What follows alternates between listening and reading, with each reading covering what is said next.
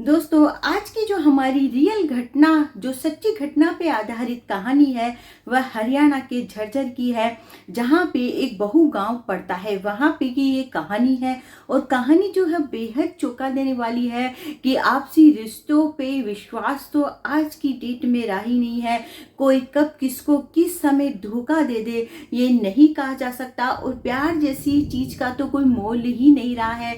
कोई किसी को कभी भी किसी भी पल धोखा दे सकता है। तो दोस्तों, आज की जो हमारी सच्ची घटना है, अक्सर कहा जाता है कि महिलाओं का प्यार सच्चा होता है, लेकिन महिलाएं भी किसी भी कदम पे अपने प्रेमी को किस प्रकार से धोखा दे देगी, कहानी आपको आश्चर्य में डाल देगी और दंग कर देने वाली कहानी है। तो चलिए दोस्तों, आज की जो हमारी सच्ची घटना है, सच्ची कहानी है, उसको हम जल्दी शुरू करते हैं। नमस्कार दोस्तों, मैं रिपोर्टर हिमानी। तो आज की जो सच्ची घटना पे आधारित कहानी हरियाणा के झज्जर की है। हरियाणा के झज्जर में एक बहू गांव है, वहीं की ये सच्ची घटना है। वहां पे रेखा नाम की 30 साल की एक महिला थी जो रहा करती थी, और वह एक प्लांट में वर्क करती थी, क्योंकि उसका जो पति था उसे बहुत परेशान करता था।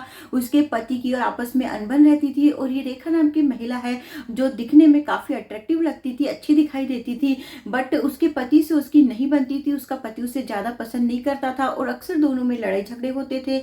और इसीलिए वो परेशान होकर वहां बाहर प्लांट में जॉब करने जाया करती थी। लेकिन एक दिन अचानक पता चलता है कि वह लापता हो गई है, नहीं मिल रही है। घर वाले उसे तलाशने लगते हैं, क्योंकि वह जो नौकरी करने जाती थी, जिसका समय था आने का, उससे बहुत देर हो चुकी थी, वह घर नहीं आई थी। घर वाले भी बहुत ज्यादा परेशान थे, यहाँ उसके बच्चे भी अपनी माँ के लिए बहुत ज्यादा परेशान थे, लेकिन उसका कहीं पता नहीं था। उसके मायके में भी पता किया जाता है तो वहां भी पता चलता है कि वह वहां भी नहीं गई है।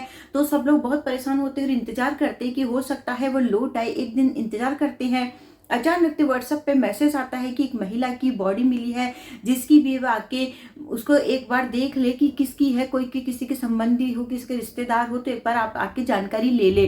तो जैसे ही वो उसको देखते हैं, अब जाके देखते हैं तो पता चलता है कि बॉडी तो उन्हीं की बहू की है। तो उनके रोंगटे खड़े हो जाते हैं, वो आश्चर्य में पड़ जाते हैं कि हमारी बहू के साथ में आखिर में किसने किया। पुलिस जो है अपने काम पे जुट जाती है तलाशने के लिए, आखिर में इस महिला के साथ में ऐसा किस व्यक्ति ने किया है। तब उसके देवर से पता चलता है कि अक्सर एक व्यक्ति की कार में बैठकर ऑफिस जाया करती थी। तो पुलिस को भी शक होता है कि आखिर में वो व्यक्ति कौन था जिसकी कार में बैठकर ये ऑफिस जाया करती थी। पुलिस पता करती है तो उसकी जो व्यक्ति था उसकी पता करती है, उसकी पूछताछ करती है, उसके घर जाती है। तो पता चलता है कि वो जो व्यक्ति है बहुत दिनों से लापता है, जिसका नाम मंजीत है, और वो उसी के गांव का रहने वाला ही एक आदमी है। और धीरे धीरे पुलिस उनकी कॉल डिटेल निकालती है तो पता चलता है दोनों के बीच में काफी दिनों से संबंध चल रहे थे और वो काफी हद तक आगे बढ़ चुके थे। उनकी व्हाट्सएप चैटिंग वगैरह से पुलिस को पता चलता है, पूरी बात सामने आती है। तो पुलिस समझ जाती है कहीं ना कहीं कुछ ना कुछ तो गड़बड़ है। फिर पुलिस उसकी तलाश जारी कर देती है। जब वो व्यक्ति पकड़ में आ जाता है तो पुलिस उससे पूछताछ करती है, तो एक अजीब सी कहानी निकलकर सामने आती है।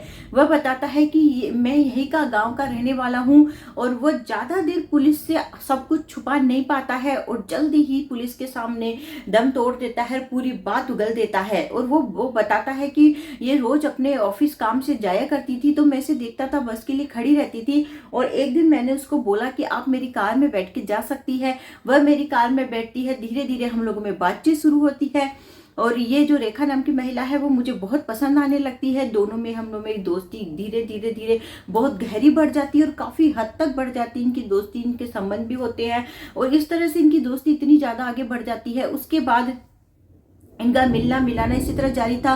और मंजीत नाम का जो लड़का वो बताता है कि वह 2 बच्चों की माँ थी, उससे मुझे कोई परेशानी नहीं थी, मैं उससे बहुत प्यार करने लगा था, यहाँ तक कि उसे अपनाने के लिए भी तैयार था। एक दिन वैसे ही मेरी गाड़ी में बैठ के जा रही थी, तब अननोन नंबर से इसे आई लव यू का मैसेज आता है। तो मुझे बहुत गुस्सा आता है, मैं पूछता हूँ कि व्यक्ति कौन है, तो वो मुझे उल्टा डांट देती है कि तुम मेरा पति बनने की कोशिश मत करो, तुम्हें क्या मतलब है किसी का भी मैसेज आया। उल्टा वो मुझे इस तरीके से बात करती है, गंदे तरीके से, और बाद में हमारे बहस होने लगती है तो मुझे थप्पड़ मार देती है, जिससे मुझे बहुत बुरा लगता है। और थप्पड़ के जवाब में हाथापाई में ऐसा होता है कि उसकी जान चली जाती है। फिर वो डर जाता है, वो नहीं चाहता था उसके साथ में ऐसा करना, लेकिन हाथापाई में ऐसा हो जाता है। उसके बाद वो बताता है कि मेरी इच्छा नहीं थी ऐसा करने की, बाद में मुझे बहुत डर भी लगता है और मुझे कुछ समझ में नहीं आता। उसकी बॉडी को लेके मैं इधर उधर घूमते रहता हूँ। फिर बाद में मुझे समझ में आता है कि एक नदी में ले जाके मैं उसे उसकी बॉडी को फेंका हूँ, फिर वहां ले जाके मैं उसकी बॉडी को फेंक देता हूँ और वहां से फरार हो जाता हूँ। सोचता हूँ कि घर से भी कुछ दिन के लिए फरार हो जाता हूँ, इसलिए मैं वहां से फरार हो गया था। मैं इसे बहुत ज्यादा प्यार करने लगा था, लेकिन वह प्यार को टाइम पास समझ रही थी। वो बोल रही थी कि ये तो एक टाइम पास है, मैं तुम्हारे साथ टाइम पास कर रही हूँ। तो मुझे बहुत बुरा लगता है, क्योंकि मैं जो था इसके प्यार में सीरियस था और वो मुझे टाइम पास समझ रही थी, मुझसे मेरे साथ टाइम पास कर रही थी। तो दोस्तों देखिए, एक शादीशुदा महिला होके भी एक व्यक्ति के साथ टाइम पास करती है और उसे अपना सब कुछ सौंप देती है, तो ऐसा आज के ज़माने में कुछ भी पॉसिबल हो सकता है। और वो व्यक्ति जो था वो उसके प्यार में ऐसा पागल हो बैठा था, उसे नहीं पता था कि उसके मन में ये सब चल रहा है। और जब उसे पता चलता है तो दोनों की हाथापाई में ऐसा हो जाता है और उसका नतीजा निकलता है कि उसकी जान चली जाती है। ऐसे करके पूरी कहानी पे से पर्दा उठता है। हरियाणा के झज्जर में शादीशुदा महिला रेखा की हत्या के आरोप में पुलिस ने 18 साल के मंजीत को गिरफ्तार किया है। रेखा 2 बच्चों की मां थी और झाड़ली प्लांट में काम करती थी। मंजीत उसे रोज कार से ड्यूटी छोड़ने जाता था। 4 मई को मंजीत ने रेखा के फोन में किसी और से चैट देखी, जिससे वो आग बबूला हो गया। रेखा ने सफाई देने की कोशिश की, लेकिन मंजीत ने अपना आपा खो दिया और उसकी चुन्नी से गला घोटकर हत्या कर दी। इसके बाद शव को जोहड़ में फेंककर फरार हो गया।